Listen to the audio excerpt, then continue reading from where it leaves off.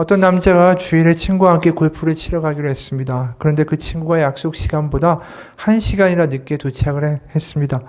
이 남자가 화가 나가지고 친구한테 이렇게 말했어요. 왜 이렇게 늦은 거야? 그러니까 이 친구가 자초지종을 이제 설명을 하죠. 사실은 주일 예배를 빠지는 게 마음에 걸려서 동전을 던져서 안면이 나오면 골프를 치기로 했지. 그래서 늦은 거야. 그 말에 남자가 이렇게 응답했습니다. 아, 결국 안면이 안 나와서 교회에 갔다 온 거라군. 그러니까 친구가 대답하죠. 아니야, 계속 안면이 나오게 뒷면이 나올 때까지 던졌지. 그래서 늦었어. 우스개 이야기지만 참 뼈아픈 이야기죠. 이 믿는 사람에게도 예배가 마치 숙제처럼 느껴진다. 빠지기에는 좀 찜찜하고 가도 때로는 습관적으로 그냥 멍하게 앉아있다가 돌아오는 모습들이 너무나도 많다라는 것입니다. 도대체 우리가 예배를 왜 드릴까요? 예배는 도대체 우리에게 어떤 의미입니까? 하나님은 또 우리에게 왜 예배하라고 하실까요? 굳이 정해진 시간에 다 같이 모여서 말입니다.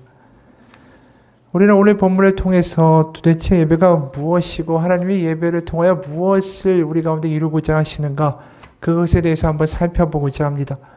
오늘 본문이 속해 있는 신명기에 대해서 먼저 알아보죠. 신명기는 이스라엘 백성이 애굽, 이집트를 탈출해서 40년 동안을 광야를 헤매다가 드디어 가나안이 보이는 모압 평지에 도착합니다. 그때 선포된 말씀이 신명기죠. 그래서 신명기에서 이 모세가 선포하고 있을 때의 말씀을 듣고 있던 모든 이들은 거의 광야에서 태어난 사람들입니다. 40년이 지났기 때문에. 다른 말로 이들은 시내산에서 하나님의 율법을 처음으로 주실 때 그 자리에 없었던 사람들이에요. 그래서 이 신명기라는 말 자체도 영어로 보면 듀테로놈이라고 하는데, 이 듀라는 말이 듀스, 듀오, 이 둘이라는 뜻 아닙니까? 그러니까 이 두 번째 율법이다라는 뜻이에요. 시내산에서 첫 번째 율법이 주어졌고, 이제 출애굽 2세대에게, 그 시내산에서 없었던 그 자식들에게 다시 한번 모압 평지에서 선포되는 두 번째 율법이다. 그게 신명기라는 뜻입니다. 그래서 모세가 지난 40년 동안에 있었던 그 이스라엘 백성들, 다시 말해서 출애굽 2세대의 부모들이 얼마나 많은 실수를 저질렀고, 그 실수들을 다시 한번 반복하지 말자. 자기는 이제 가나안 땅에 못 들어가죠. 그러니까 모세가 피토하는 심정으로 당부하는 거예요. 하나님의 율법을 가리키고 동시에 그 조상들 부모들이 저질렀던 끔찍한 실수들. 그리고 또 그럼에도 불구하고 하나님이 얼마나 그들을 참아주셨고 또 견뎌주셨고, 그래서 지금 이 땅까지 어떻게 오게 하셨는가, 그 이야기를 선포를 하죠. 그리고 동시에 이 많은 수백만 명의 사람들이 광야를 지나오면서 마실 것도 없고 먹을 것도 없는데 어떻게 이렇게까지 번성하며 이 자리까지 올 수 있었는가. 돌아보면 40년의 세월은 완전히 한마디로 말하면 하나님의 은혜였다. 그걸 이야기하죠. 그렇기 때문에 이제 출애굽 2세대, 이 사람들, 새로운 세대에게 바라시는 건 뭐냐 하면 바로 이들이 가나안에 들어가서 하나님이 원하시는 세상, 다시 말해서 하나님을 사랑하고 하나님을 사랑하기 때문에 이웃에게 갑질하지 않고 이웃을 사랑하며 돌봐주는 것, 특히 과부와 나그네와 고아들을 돌보아주는 약육강식의 세상이 아니라 전혀 다른 세상을 그 가나안 땅에서 만들어내기를 하나님이 원하신다라는 거죠. 결국 신명기는 과거를 돌아봄으로 무엇을 지향하고 있냐면 가나안이라는 새 땅에서 정말 세상의 약육강식의 세상과는 다른 세상과 나라를 만들어낼 것을 이 출애굽 2세대들에게 미래로 당부하고 있다는 거죠. 그래서 오늘 우리가 읽은 이 예배도 신명기에 속해 있는 거 아닙니까? 그렇다면 같은 맥락 아니겠어요? 우리가 생각하는 예배, 그냥 회개하고 하나님께 무엇을 간구하고 부탁하고 어떤 소원을 아뢰는 이러한 예배가 아니라 이 신명기에 나와 있는 예배 목적, 지향점 역시 좀 다르다라는 거예요. 다시 말해서 이 예배가 지향하는 것은 뭐냐 하면 바로 하나님의 나라를 어떻게 가나안 땅에서 구현할 수 있을까의 문제하고 예배가 관련된다는 뜻이죠. 다른 말로 이 연약한 이스라엘 민족이 가나안 땅에서 새로운 세상과 하나님이 원하시는 하나님의 나라를 만들어내는데 그걸 위해서 어떻게 예배를 해야 되는가, 이 문제라는 거예요. 이야기가 좀 어렵지만 좀 더 간단하게 말하면 신명기에서 말하는 예배의 목적과 지향점은 예배를 통해서 그들을 위로해 준다든가 그들의 소원에 응답해 준다라는 것에 있지 아니하고 하나님과 함께 새로운 세상을 만들어 나가는 언약의 파트너를 만들어내는 자리가 예배였다라는 거예요. 그래서 보통 고대 예배는 뭡니까? 제사는 강력한 신이 연약한 피조물들에게 내가 경배와 제물을 받을 당연한 위치에 있어. 너희는 내가 없으면 아무것도 없는 무력하고 열악한 존재야. 그러니까 많은 제물과 많은 정성을 나에게 바쳐라. 이런 식의 관계의 이야기 아닙니까? 근데 우리가 이 신명기에 나와 있는 예배를 보면 하나님이 그런 어떤 열악한 피조물에게 조공을 받고 경배를 받고자 하시는 의도가 예배에 들어있는 것이 아니라 나와 함께 하나님의 나라를 만들어가는 언약의 파트너로 너희가 서라. 그게 예배다. 그래서 예배 가운데 뭘 보게 되냐 하면 이들이 나는 하나님의 뜻을 이루는 하나님의 파트너입니다라는 의식을 갖게 되는 거예요. 그러니까 예배 자체의 지향점과 목표가 다르다라는 거죠. 오늘날 많은 사람들이 예배를 내가 이거 예배 잘 드려서 천국 가야지. 예배 잘 드려서 하나님한테 혼나지 말아야지. 예배 잘 드려서 내가 하나님께 내가 원하는 소원과 응답을 받아야지. 이렇게 생각할 때가 많다라는 거죠. 그래서 예배를 통해서 치유의 시간, 응답의 시간, 뭔가 그런 식으로 생각을 해요. 아니면은 예배를 통해서 지치고 힘든 우리의 영혼들이 위로와 치유를 받는 시간이다. 이렇게 생각하기도 합니다. 그런데 우리가 전혀 생각하지 못하는 거죠. 이거. 하나님과 예배자가 우리가 하나님의 언약의 파트너로 세워지는 시간이다. 이 땅에 하나님의 나라를 세워가는 파트너로 세워지고 다짐하는 시간이다라는 생각은 전혀 하지 못합니다. 사실 이게 우리에게도 굉장히 낯선 이야기일 뿐더러 고대에서는 더욱더 말이 안 되는 충격적인 이야기였어요. 왜냐하면 대개 고대 문서들을 보게 되면 신과 인간의 관계는 주종 관계가 마땅한 거죠. 실제로 에누마 엘리시라는 고대 바빌로니아의 문서가 있습니다. 여기 보면 이제 창조에 대한 이야기가 나오는데 거기 어떻게 나와 있냐 하면은 인간을 만드는데 인간을 만드는 이유가 이래요. 신들이 여러 신들이 있는데 신들에게도 엄격한 위계 질서가 있었습니다. 그러니까 하급 신들은 이 상위에 있는 신들을 위해서 열심히 노동과 봉사를 해야만 했어요. 근데 그걸 하다 보니까 하급 신들이 너무 지친 거예요. 그래서 항의를 하니까 갈등이 생기지 않겠습니까? 그러니까 이 상위에 있는 신들이 무슨 일을 하냐면 신들을 위해서 고역과 노동을 대신한 일꾼을 만들자. 그 일꾼이 인간이었다라는 거예요. 그러니까 인간들은 신들에게 노동과 봉사를 하기 위해서 만들어진 노예가 창조의 이유였다라는 거죠. 그런데 지금 신명기나 모세오경이 지향하는 바는 뭐냐 하면 그 당시 상식과는 완전히 상반되도록 바로 하나님이 인간을 그분의 파트너로 불렀다라는 거예요. 하나님의 나라를 이 땅 가운데 만들어갈. 그래서 오늘 예배에도 그것이 드러나는데 구체적으로 좀 살펴보겠습니다. 세번역으로 4절에서 10절이에요. 제사장이 당신들의 손에서 그 광주리를 받아 주 당신들의 하나님의 제단 앞에 놓으면 당신들은 주 당신들의 하나님 앞에서 다음과 같이 아뢰십시오. 내 조상은 떠돌아다니면서 사는 아람 사람으로서 몇 안 되는 사람을 거느리고 이집트로 내려가서 거기에서 몸부쳐 살면서 거기에서 번성하여 크고 강대한 민족이 되었습니다. 그러자 이집트 사람이 우리를 학대하며 괴롭게 하며 우리에게 강제 노동을 시켰습니다. 그래서 우리가 우리 조상의 하나님께 살려달라고 부르짖었더니 주님께서 우리의 울부짖음을 들으시고 우리가 비참하게 사는 것과 고역에 시달리는 것과 억압에 짓눌려 있는 것을 보시고 강한 손과 편팔과 큰 위험과 이적과 기사로 우리를 이집트에서 인도하여 내셨습니다. 주님께서 우리를 이곳으로 인도하셔서 이 땅 곧 젖과 꿀이 흐르는 땅을 우리에게 주셨습니다. 주님께서 내게 주신 땅의 첫 열매를 내가 여기에 가져왔습니다. 이게 지금 예배 가운데 일어나는 일이다라는 거죠. 우리가 굉장히 눈에 띄는 대목이 있어요. 우리가 보통 레위기를 읽고 보통 우리 고대의 제사를 보면 제사장이 다 주관한다라고 생각을 해요. 그래서 제사장들이 모든 걸 다 하고 예배자들은 그냥 멀뚱멀뚱 서 있는 것처럼 인식합니다. 그런데 물론 제사장의 역할이 큰 건 사실입니다. 그들이 제물을 받아서 불사르고 그 피를 뿌리고 이건 제사장만이 할 수 있는 일이죠. 하지만 예배자가 이렇게 수동적인 입장이 아니라는 걸 오늘 본문에 보면 알게 돼요. 이들의 예배자가 할 일이 뭐예요? 고백하는 거예요. 고백. 자기가 이제 그 땅에서 거둔 첫 수확물을 가져가서 예배자가 고백을 해야 되는데, 예배에 참여해야 되는데 뭘 가지고 참여하느냐? 그 고백의 내용은 출애굽의 이야기였다라는 것입니다. 그러니까 자신들, 또 자신의 조상들이 어떻게 이 땅에 왔고 어떤 은혜를 경험했는가를 고백하는 거예요.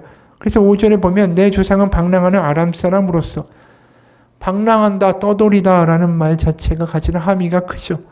땅도 없고 의지할 것도 없고 언제나 강도나 적을 만나면 죽을 수밖에 없는 존재들이 떠돌이죠. 자신들의 조상들이 그랬다라는 거예요. 그러다가 애굽에 어떻게 빌부터 살게 됐는데 거기서 노역을 하다가 비참한 삶을 살았고 거기서 지르는 비명소리에 하나님 응답하셔서 출애굽을 일으켜 주셨다. 그리고 은혜로 우리를 이끌어서 가나안 땅 젖과 꿀이 흐르는 땅을 주시고 제가 그래서 오늘 이렇게 소사를 가지고 오게 됐다. 이게 고백의 내용이에요. 그러니까 이 고백을 잘 보면 뭐냐면 모든 게 은혜였다라는 거예요. 과거에도 은혜였고 시작도 은혜였고 지금도 은혜고 앞으로도 은혜로 살겠다라는 것이죠. 실제로 우리가 읽은 이 4절에서 10절이 짧은 고백 아닙니까? 거기서 한 단어가 7번 나와요. 그게 뭐냐면 주셨다라는 거예요. 주셨다. 땅도 열매도 하나님이 주신 거고 모든 은혜, 구원도 하나님이 주신 거고 다 주어가 하나님이고 하나님이 주셨다라는 이야기뿐이에요. 그래서 조상의 비명을 하나님이 들어주셨고 그분이 조상들의 눈물을 봐주셨고 그들을 또 인도해 주셨고 모든 것이 은혜라고 이렇게 고백하는 거죠.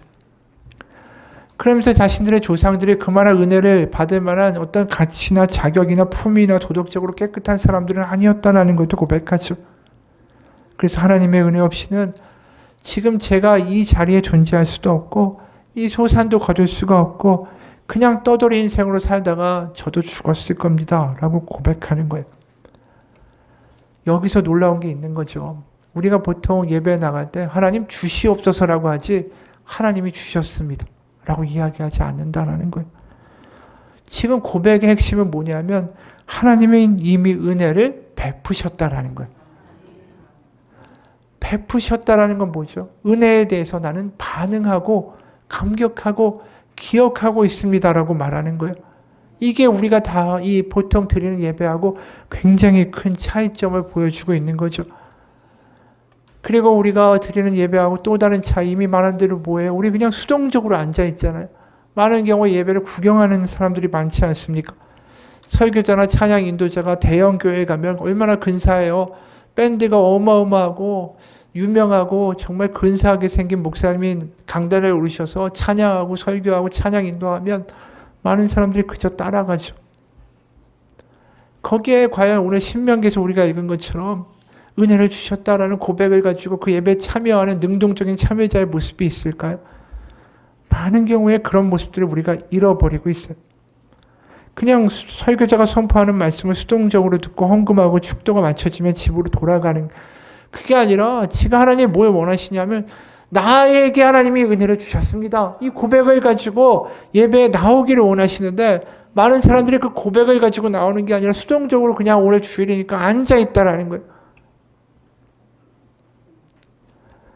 내가 어떤 존재였고 어떻게 구원받았고 정말 하나님의 은혜로 이 자리에 왔습니다라는 이 고백이 하나님께 가지고 와야 굉장히 중요한 거라는 거죠. 헌금 들고 오고 성경책 들고 오는 것보다 이게 더 중요한 거예요. 그래야지 거기서부터 새로운 일을 시작할 수 있는 거예요. 거기서부터 예배가 달라지기 시작하는 건데 아무런 준비나 고백 없이 그냥 와서 구경만 하다 간다라는 거죠. 어느 목사님이 이런 말 하더라고요. 언젠가 부흥회 때 설교 후에 94장 찬송가를 불렀습니다. 가사는 주 예수보다 더 귀한 것은 없네. 이 세상 부귀와 바꿀 수 없네. 세상 즐거움 다 버리고 세상 자랑 다 버렸네. 주 예수보다 더 귀한 것은 없네. 예수 밖에는 없네. 그러나 1절을 부르고 찬송을 중단했습니다. 마음의 중심으로는 정말 이 가사의 고백이 없는데 입술로만 찬송한다면 찬송을 들으신 하나님은 얼마나 마음이 괴로우실까라는 생각이 들었기 때문입니다. 그래서 이 찬송의 가사가 진심의 고백인 분만, 정말 주 예수님보다 더 귀한 것은 없다라고 고백하는 분만 부릅시다라고 제안했습니다. 다시 반주가 나오고 찬송이 시작됐는데 아무도 찬양하지 못하고 침묵만 흘렀습니다. 그러다가 흐느끼는 성도들이 생기고 온 회중이 펑펑 울었습니다. 이게 우리의 모습 아닌가 싶어요. 언제부턴가 습관적으로 찬양하고 습관적으로 예배하고 습관적으로 앉아있고 예배를 드린다라는 것보다 예배를 구경한다는 말이 더 가깝습니다. 마치 야구 경기장에서 선수들이 야구 경기하는 것을 관람하죠. 그 관중 같아요. 커다란 대형 예배당에 스테디움 같죠. 거기에 유명한 설교자와 찬양팀이 앞에서 예배하는 것을 구경하고 근데 생각해 보세요. 야구 경기장에 아무리 많이 가고 아무리 잘 알아도 구경꾼은 구경꾼일 뿐이지 자신이 야구를 잘하는 것과는 전혀 상관이 없습니다. 아무리 그런 예배에 가서 앉아있는다고 해도 내가 정말로 믿음이 있다라는 것과는 별 상관이 없다라는 거죠. 여러분 하나님이 원하시는 것은 다른 게 아닙니다.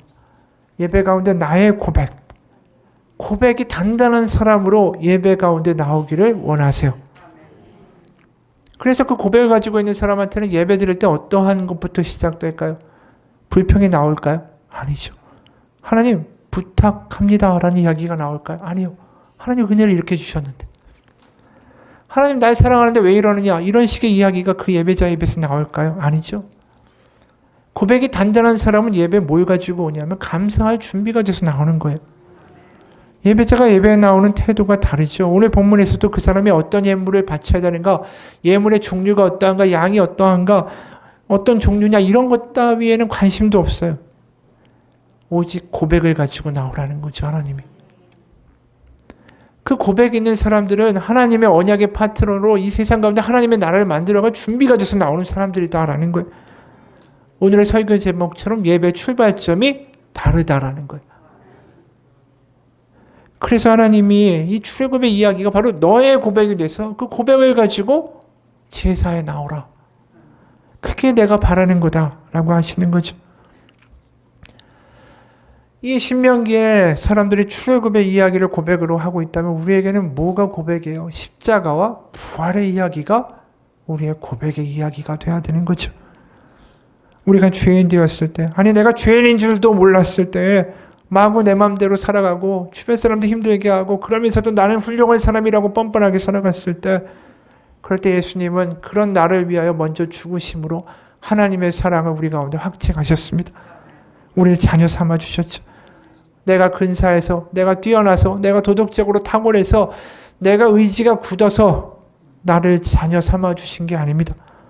출애굽도 마찬가지 아닙니까? 그 백성이 뛰어났어요. 믿음이 좋았어요. 불평하지 않았어요. 아닙니다.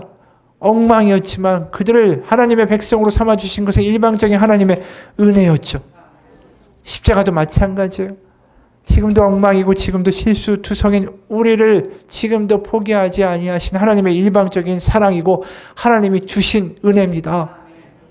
이스라엘 백성은 출애굽의 이야기를 하면서 하나님의 긍휼 안에 있는 나는 하나님의 백성입니다. 우리 조상들이 그렇게 엉망인데도 하나님 나를 우리 조상을 포기하지 않으셨는데 나도 이렇게 허물 많고 엉망이지만 나 하나님의 백성입니다. 이러고 나오는 거예요. 우리도 마찬가지. 하나님 저 십자가 부활을 믿습니다. 저를 보면 참 한숨 나오지만 저 하나님의 자녀로 삼으셨고 하나님 은혜 주셨고 그래서 저 하나님의 자녀 되었다라는 감격을 가지고 이 자리에 나옵니다. 그게 예배자가 준비해야 될 것이다 라는 거예요. 내가 어떤 존재인지 내가 어떤 은혜를 받았는지 그 고백 위에서 예배를 드리게 되면 예배가 달라질 수밖에 없어요. 예배 나올 때 헌금 준비했니, 성경책 챙겼니, 옷 잘 입었니 이게 아니에요. 예배 나올 때 내가 얼마나 많은 은혜를 받았는가, 내가 어떤 존재인가, 하나님은 내 아버지시고 난 하나님의 자녀구나. 이 고백이 나를 감격시키고 나를 사로잡을 때 우리의 예배는 출발점이 다른 예배가 됩니다. 오늘 본문은 그 이야기를 하는 거예요. 그런데도 우리는 엉뚱한 마음을 품고 예배에 나오죠. 하나님 나 주님의 자녀 맞습니까? 하나님 저 사랑하시는 거 맞아요? 이런 문제가 나 너무 힘든데 이 문제 좀 해결해 주지. 내 기도 듣기는 하는 건가요? 그러면서 이런 마음을 가지고 예배에 나와서 응답을 받고자 해요. 이게 오늘 신명기 예배자고 얼마나 다르냐라는 거예요. 생각해 보세요. 신명기 예배자가 어떻게 예배에 나올까요? 하나님 말씀하시는 첫 소사를 소중히 일단 준비할 거 아닙니까? 깨끗한 옷으로 갈아입겠죠. 그리고 그 준비한 재물을 등에 지고서 먼 동네부터 며칠을 걸려서 성전까지 걸어옵니다. 그러면 멍하게 걸어올까요? 아니죠. 성전까지 걸어오면서 며칠을 걸어오면서 계속해서 이 고백을 읊조리는 거예요. 하나님 앞에 고백할 이 고백. 출애굽의 고백. 하나님의 은혜의 사건의 고백. 그러면서 성전에 도착해서 제물을 드릴 때는 그의 마음에는 의심이나 걱정이나 두려움이 하나도 없습니다. 이미 그 고백은 그의 마음 가운데 단단한 고백이 되어서 나오는 거예요. 여러분, 우리 예배 출발점이 좀 달라지기 원합니다. 예배는 내가 원하고 불평하고 뭐 따지는 자리가 아니라 이미 주어진 하나님의 은혜에 감사하고 반응하는 준비가 된 사람이 나오는 거예요. 맨날 하나님 왜 내 사랑하는 거 맞습니까? 왜 내 소원 들어주지 않습니까? 이 어린아이와 같은 신앙에서 예배하니까 맨날 예배가 그 수준이고 예배드리고 나가도 변화되는 게 없죠. 어떤 신학자는 이렇게 얘기합니다. 오늘날 많은 사람들이 마치 얕은 바닷가에서 물놀이를 하듯이 신앙생활을 한다. 바닷가에서 발도 담그고 물장구도 치고 모래성도 쌓는다. 그리고 그게 다인 줄 안다. 그러나 진정한 바다의 아름다움은 자신을 물에 던지고 깊은 바다에 들어갈 때야 비로소 드러난다. 아름다운 산호초와 형형색색의 물고기를 볼 수 있는 곳은 오직 깊은 바다뿐이다. 그런 놀라운 하나님의 세계를 많은 이들이 맛조차 보지 못한 채 바닷가에서 물장구만 치다가 집으로 돌아간다. 이 이야기가 우리 이야기 아니냐라는 거죠. 깊은 물에 들어가려면 우리가 준비를 하고 장비가 필요하듯이 내가 하나님 가운데 뭔가 다른 예배를 드리려면 십자가 부활의 고백이 이미 나에게 믿어지고 그게 나를 감격시키는 마음으로 나와야 하지 않느냐라는 이야기예요. 여러분, 우리가 언제까지 물장구만 치다가 집에 갈 겁니까? 실제로 미국의 어느 교회에서 있던 일이래요. 외국에는 교회 근처에 무덤이 참 많이 있습니다. 다 성도들의 무덤이죠. 근데 이 교회에서 문제 하나가 터졌습니다. 교회 주위로 이제 울타리를 쳐야 되는데 울타리를 그 성도들의 묘지 앞까지만 딱 칠 건지 아니면 묘지들까지 다 포함해서 크게 울타리를 칠 건지 그거 가지고 이제 고민이 시작된 거예요. 이게 왜 고민일까? 우리는 그렇게 생각할 수 있지만 이게 기도할 문제고 굉장히 중요한 문제였어요. 왜냐하면 바로 죽은 사람들, 성도들까지 결국 부활해서 우리들과 같이 예배할 우리는 저 사람들과 한 공동체라는 믿음을 가지고 울타리를 친 것인지 아니면 우리 살아있는 사람들만이 예배하는 예배자로 교회 근처에 울타리를 칠 것인지. 그런데 울타리를 무덤 포함해서 크게 만드는 순간에 어떤 일이 벌어졌냐 하면 그들에게 매주의 예배는 눈에 보이는 성도들만의 예배가 아니라 이미 죽은 신자들도 같이 그 자리에서 예배하는 천상의 예배가 되는 거죠. 매주 부활을 경험하는 예배가 되는 거예요. 죽음이 끝이 아니다라는 것을 같이 예배하는 우리의 죽은 믿음의 선배들도 이 자리에 있다. 우리가 하늘나라에서 결국 만나게 된다라는 그 믿음 가운데 드리는 예배가 된다라는 거죠. 그 소망을 소유하면서 매주마다 예배 드리게 되면 죽음을 품을 수 있는 부활의 용기를 가지고 시작하는 예배가 될 때 이 교회가 부흥될 수밖에 없는 거죠. 달라질 수밖에 없는 거예요. 예배의 시작이 다르니까. 그러면서 거기서 하나님의 부활의 확신, 하나님의 성령의 기름 부으심이 넘칠 수밖에 없는 겁니다.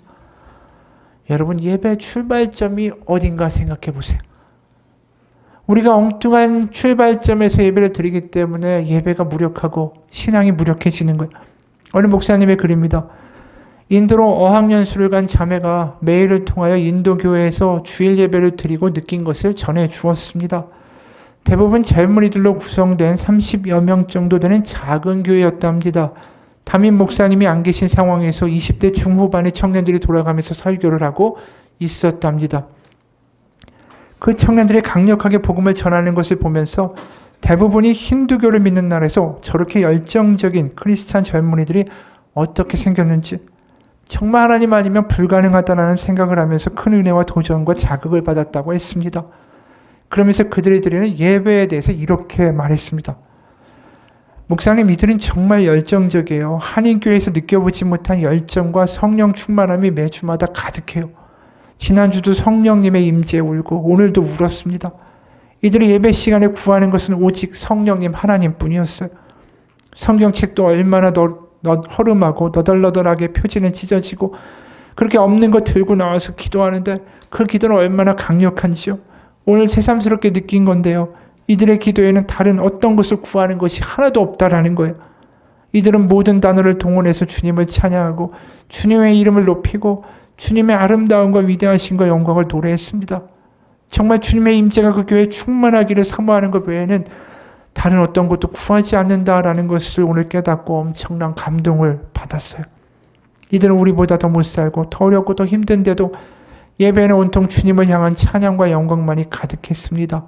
오직 주님께만 집중하고 오직 주님만 찬양하고 온통 주님으로만 가득한 이 예배와 기도와 찬양들이 너무나 가슴이 벅찬 주일이에요. 기도는 온통 주님을 찬양하는 단어들로만 가득 차 있고 할 수 있는 모든 단어들을 총동원해 주님을 높이는데 얼마나 감격스러운지 모르겠어요. 이 글을 읽으면서 눈에 띄는 대목이 있었습니다. 이들이 다른 어떤 것을 구하는 것이 없다는 거예요.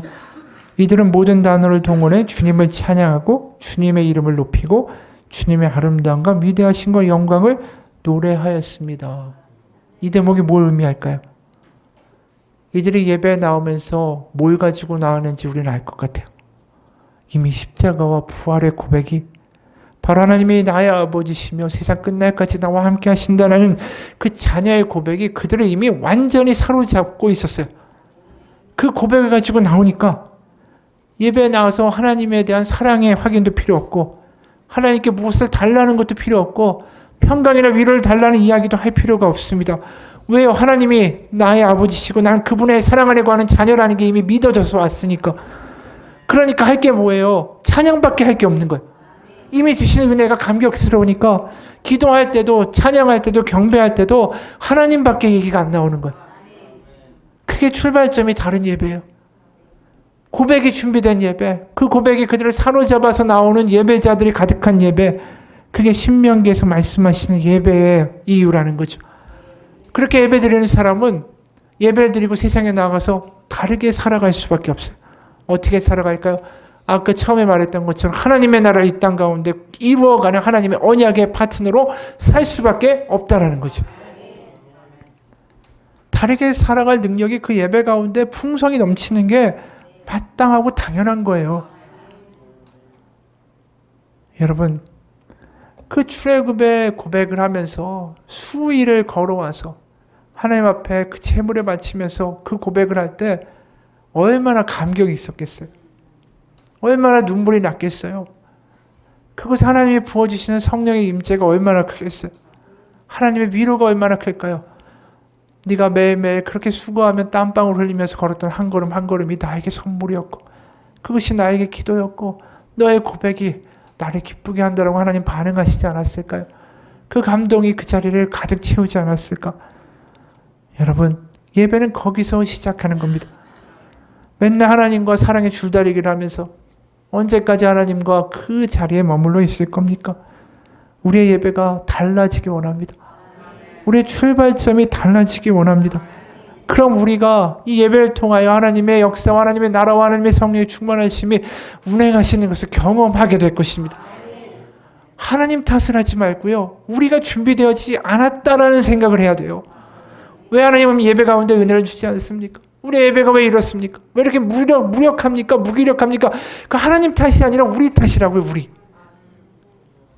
감동할 줄 모르는 고백도 없고 맨날 와서 따지기만 하는 우리의 탓이다라는 거죠. 여러분, 그 고백이 절절해서 하나님 앞에 나왔던 이 신명기의 예배자는 그렇게 예배를 마치고 나서 어떤 일이 벌어지냐 하면 세 번역으로 10의 12절이에요. 레위 사람과 당신들 가운데서 사는 외국 사람과 함께 주 당신들의 하나님이 당신들과 당신들의 집 앞에 주신 온갖 좋은 것들을 누리십시오.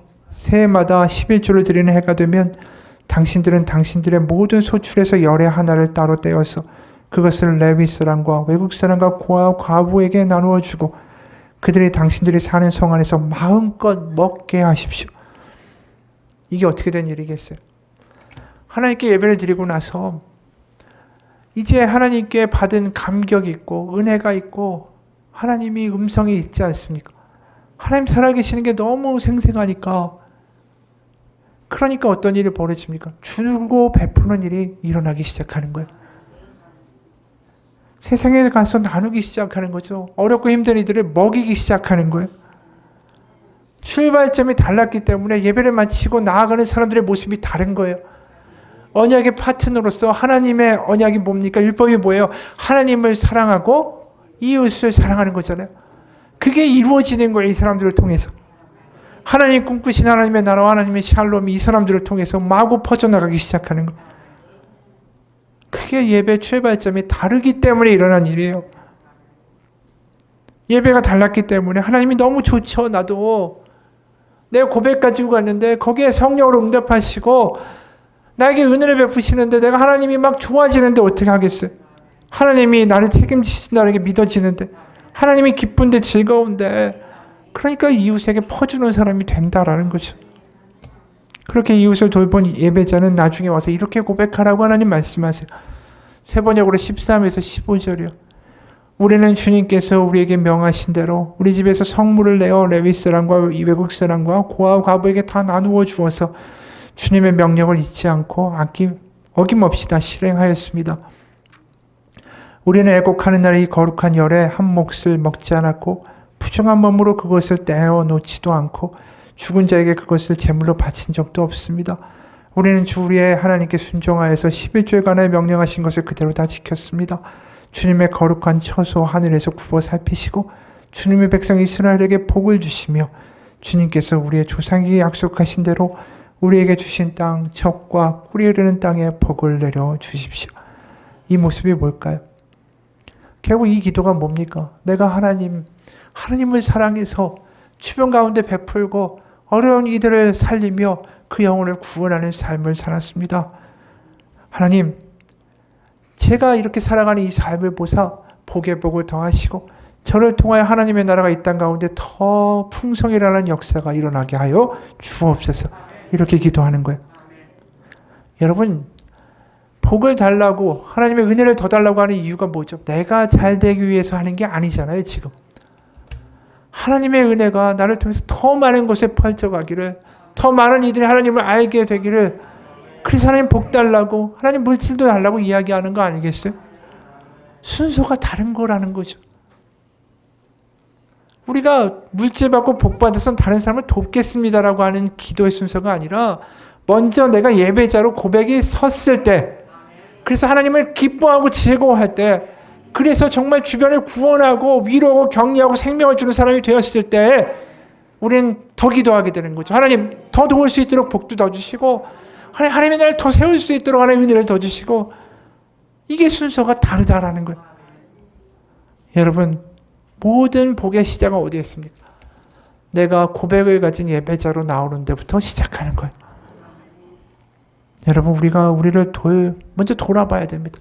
우리가 예배 나올 때 내가 그 고백, 십자가 부활의 그 고백이 나를 가슴 뛰게 하고 나에게 믿어지고 그것이 감격되고 나를 사로잡고 있는지, 그걸 가지고 예배에 나오시기 바랍니다.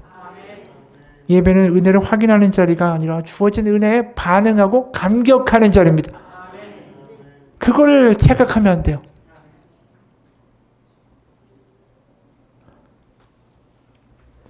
그게 바로 요한복음 4장 23절에서 말씀하는 예배의 모습입니다. 아버지께 참되게 예배하는 자들은 영과 진리로 예배할 때가 오나니 곧 이때라. 아버지께서는 자기에게 이렇게 예배하는 자들을 찾으시느니라. 여러분, 이런 예배자가 우리가 되기 원합니다. 우리의 예배가 하나님이 주시는 성령이 충만하고 감격과 임재가 충만한 예배가 되기를 원합니다. 그것을 원하신다면 고백을 가지고 예배에 나오십시오. 십자가와 부활의 믿음을 가지고 나오십시오. 그것이 나를 전율케 하고 감격케 하고 그렇게 되도록 기도하고 예배에 나오십시오. 예배 와서 나를 감격하게 해봐가 아니라 나에게 은혜를 좀 주어봐가 아니라 이미 은혜에 반응하는 사람으로 주어진 은혜에 감격하는 자로 하나님 앞에 나오십시오. 그것에서 놀라운 역사가 시작될 것입니다. 거기서 다른 예배가 시작될 거예요. 인생의 또 다른 돌파구가 열릴 것입니다. 그게 예배에 나와 있는 하나님의 우리를 향한 뜻이고 바람입니다. 그런 사람들은 절대로 이 세상에 고아로 살지 않아요. 예배에 나올 때부터 하나님의 자녀라는 것을 알고 예배를 통해 하나님의 확신과 하나님의 위로와 하나님의 음성을 듣고 내가 하나님의 자녀가 되었다는 확신과 뜨거운 가운데 이 예배당을 나아가게 되어 있습니다. 여러분, 그러기 위하여 항상 기억하세요. 내가 흔들릴 때마다 예배 나오기 전에 나는 고아가 아니다. 나는 하나님의 아버지가 계시다. 이게 정말 믿어져서 아버지라고 부를 때마다 내 마음 가운데 위로와 확인과 이 확신이 들 때까지 좀 뭔가 준비하고 나오십시오. 어느 목사님의 간증으로 마치죠. 남자들은 주로 아빠가 되면서 하나님 아버지의 마음을 더 묵상하게 된다. 나도 아빠가 되니까 그랬다. 특히 신생아의 울부짖음은 경이로웠다. 시간이 지나면서 신기하게도 내 아이의 그 많은 울음소리들이 모두 다르게 해석이 됐다. 영화 전문가나 발달 심리학자가 아닌데도 귀를 기울이고 마음을 쏟았더니 그 아이의 울음의 의도가 마음으로 전달됐다. 아이가 울 때마다 뭐든 하다 보니까 어느 순간에 이해가 됐다. 그렇게 많은 종류의 응애가 있는지 딸을 키우면서 배웠다. 그전에는 알 수 없었다.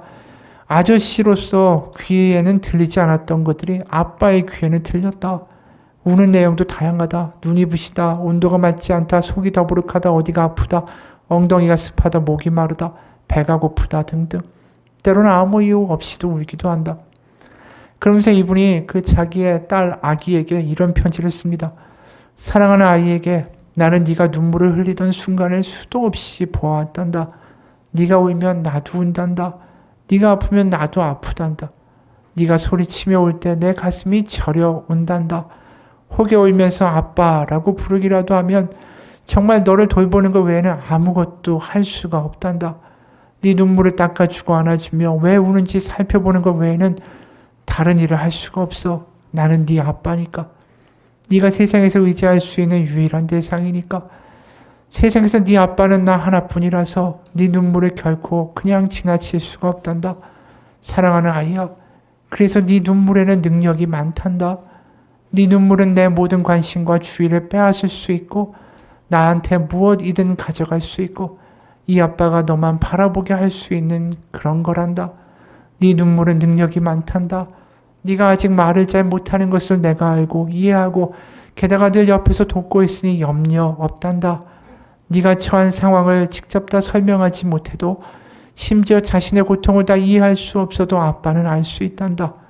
네가 일일이 다 설명할 수 없어도 전혀 걱정할 게 없단다. 아빠는 네 울음의 의미를 알기 때문이야. 네 소원과 상황과 네 눈물의 원인을 아빠가 살피고 있단다. 이 아빠의 편지를 보면서 이게 하나님의 마음 같아요. 하나님 아버지께서 우리가 울기만 해도 왜 우는지 다 아시죠. 바로 우리를 사랑하사 자신의 전부이신 그리스도를 이 땅에 내보내시고 죽게 하시는 그 하나님이시기 때문에 우리의 눈물의 사용과 이유를 다 알고 계십니다. 우리는 그런 그분의 자녀입니다. 언제까지 그것을 믿지 못하고 흔들거릴 겁니까? 이제 믿을 때도 십자가의 부활과 그 메시지와 하나님의 사랑이 나를 장악할 때도 되지 않았습니까? 우리는 고아가 아닙니다. 우리에게는 하나님, 하늘 아버지가 계십니다. 그래서 하늘에 계신 우리 아버지, 그 이름만 불러도 절절하게 가슴이 저며오는 믿음이 되시기를 축원합니다. 그 감격이, 그 고백이 나를 소유하고 장악할 때 우리는 참된 예배자가 될 것입니다. 그러면서 이 자리에 고아가 아니라 하나님을 기뻐하는 자녀로 기쁨으로 찬양하고 감격으로 기도하고 감사하며 선포할 것입니다. 그럴 때 그 예배는 우리의 영혼과 폐부를 찌르는 성령의 역사가 충만할 것입니다. 그리고 그런 우리를 통해 이 땅에 하나님의 나라가 전파될 것입니다. 같이 기도하겠습니다. 하나님, 우리는 살아있는 예배자가 되기 원합니다. 투정 부리는 갓난아이가 아니라 하나님 은혜에 감격하여 하나님 사랑에 가슴이 저미어 우는 하나님의 자녀로 이 자리에 서서 예배를 시작하는 우리가 되기 원합니다. 찬양의 가사 하나하나가 우리의 가슴을 저미고 기도 한 단어 한 단어마다 하나님 하나님 부를 때마다 아버지라고 부를 때마다 우리의 감격이 일어나는 참된 예배자로 이 자리에 다시 오기 원합니다. 그리고 그런 예배자로 섰을 때에 우리를 안다라고 말씀하시고 우리 가운데 살아계심을 보여주신 하나님의 성령의 역사가 이 예배 가운데 충만한 이 예배가 되게 도와주옵소서. 그래서 그 기쁨을 가지고 세상에 나아가 하나님의 나라를 전할 수 있는 하나님의 은혜의 통로가 되는 참된 예배자로서 살아갈 수 있는 우리가 되게 하여 주옵소서. 살아계신 우리 주 예수 그리스도의 이름 받들어 기도합니다. 같이 기도하겠습니다.